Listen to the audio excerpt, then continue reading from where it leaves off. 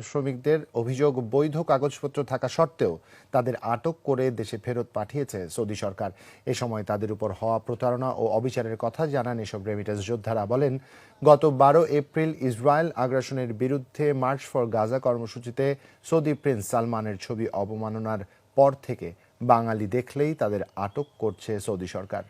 March for Gaza তোকে কি কারণে তোরা এখান করছস? কি কারণে তোরা শান্তিপূর্ণ মিছিল করবি, মিছিল করি চলি যাবি? তোকে ফিলিস্তিনের লাই এত মায়া লাগে, তোরা ফিলিস্তিন চলি যাবি, গাজা চলি যা, টিকিট কাটি চলি যা, যুদ্ধ করি যায়। এগুলো না করি মিজানুর রহমান আজহারিরে লই, তোরা হাসনাত আব্দুল্লাহ রে লই, শেখ আহমদুল্লাহ রে লই তোরা মিছিল করলি, দেখ বালা কথা।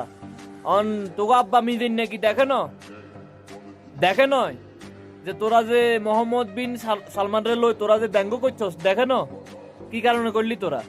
তোরা শান্তিপূর্ণ মিছিল মিছিল কর, বাটা শোরুম ওইটা এটা চুরি করি। এখন যে সৌদি আরবে যে দড়ি দড়ি লোককল হারাই দের, বৈধ লোককল যে দড়ি দড়ি হারাই দের, এগুলোর কি করবি তোরা?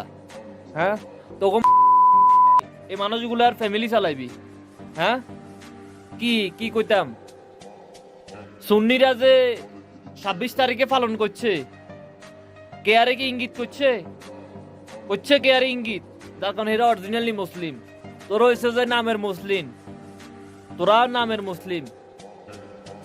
তোকে কারণে শতাধিক লোক রে বাংলাদেশে দড়ি দড়ি হারার, প্রত্যেক দিন 100, 150, 200, 500 হারাইতে আছে। কি করবি তোরা এখন?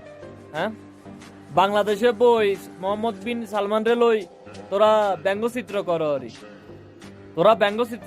তোরা হ্যাঁ, এখন এতগুলা লোকরা যে বাংলাদেশে হারার, তোকে এতগুলা লোকরে দিবি? হ্যাঁ, আমার আল্লাহর গজব হইব তোর।